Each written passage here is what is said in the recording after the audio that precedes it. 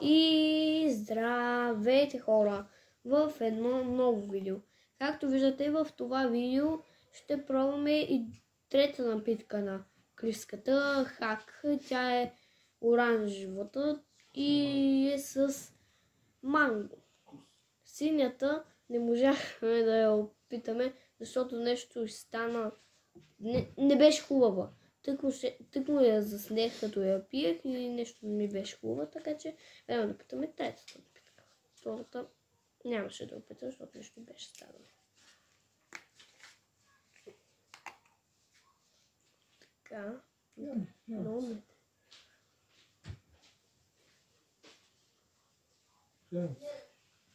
Също много хубава. Има повече вкуса на ананас.